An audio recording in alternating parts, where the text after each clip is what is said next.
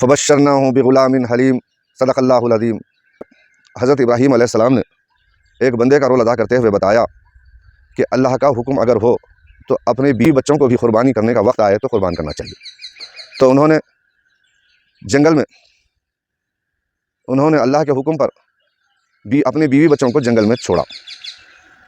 یہ ایک اللہ کے بندے کا رول ہے۔ اب بیوی کی طرف چلتے ہیں۔ ایسی جگہ ہے جہاں پر نہ کھانے کو ہے، نہ پینے کو ہے، نہ رہنے کو ہے، اور پھر جنگلی جانوروں کا ڈر ہے۔ ایسی جگہ پر چھوڑ جاتے ہوئے ابراہیم علیہ السلام کو آپ روکتی ہیں بی بی ہاجرہ اور کہتی ہیں کہ کیا آپ مجھے اس خطرناک جنگل میں اللہ کے حکم سے چھوڑ رہے ہو؟ تو حضرت ابراہیم علیہ السلام فرماتے ہیں کہ ہاں، میں اللہ کے حکم سے تمہیں یہاں پر چھوڑ رہا ہوں۔ تو بی بی ہاجرہ کہتی ہیں کہ اب جائیے آپ، ہمیں کوئی ہلاک نہیں کر سکتا۔ تو بیوی ایسی فرما بردار ہونا چاہیے۔ اگر ایسی فرما بردار بیوی اور ایسا شوہر جو اللہ کے حکم پر چل رہا ہو تو ان کی اولاد کیسی ہوتی ہے ذرا دیکھیں گے۔ تو اولاد بھی جب میاں بیوی دونوں اللہ کے فرما بردار ہیں تو اولاد بھی صالح ہوتی ہے۔ بچہ بڑا ہونے کے بعد آپ آ کر کہتے ہیں کہ بیٹا، میں نے تمہیں خواب میں دیکھا ہے کہ اللہ کے لیے تمہیں ذبح کر رہا ہوں۔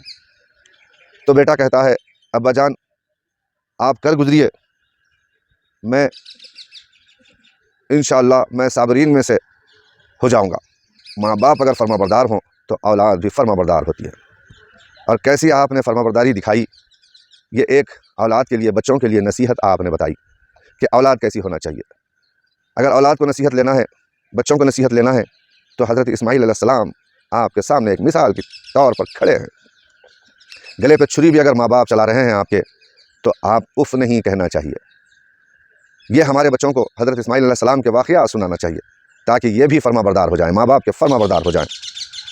آپ نے حضرت اسماعیل علیہ السلام نے باپ سے کہا کہ ابا جان آپ میرے پیر باندھ دیجئے، تاکہ جب آپ میرے گلے پر چھری چلائیں گے تو میں ظاہر ہے ہاتھ پیر ماروں گا، تو میرے ہاتھ پیر آپ کو لگ جائیں گے تو بے ادبی ہو جائے گی اور میری قربانی قبول نہیں ہوگی۔ کیسی نصیحت اسماعیل علیہ السلام نے دی ہے کہ ذبح ہوتے وقت بھی آپ اگر آپ کی شہرک کٹنے کے بعد بھی آپ اگر باپ کو اگر پیر لگ رہا ہے تو آپ کی قربانی قبول نہیں ہوگی۔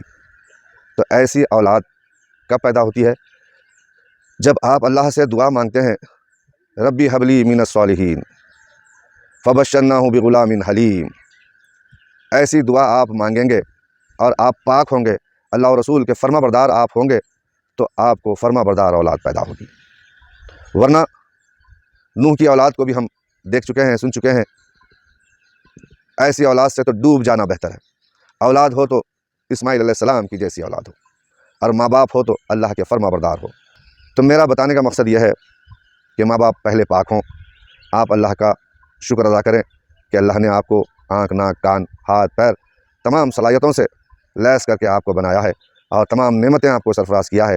تو آپ کو چاہیے کہ آپ اللہ تعالیٰ کا شکر بجا لائیں اور اس کے دین کے فروغ کے لیے کام کریں، ورنہ دنیا میں لگ جاؤ گے تو خسارے میں پڑ جاؤ گے۔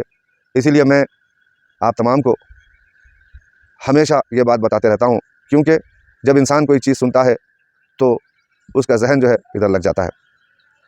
تو عزیزو، اللہ آپ کو کامیاب کرے، آپ کے ارادوں کو کامیاب کرے، آپ کے حیات کو بامراد بنائے، اور آپ جب جنت میں جائیں تو شان و شوکت سے آپ کا استقبال ہو۔ بس آج کی صبح کی اتنی بات پر میں اپنی بات ختم کر رہا ہوں۔ وآخر الدعوانا الحمد للہ رب العالمین۔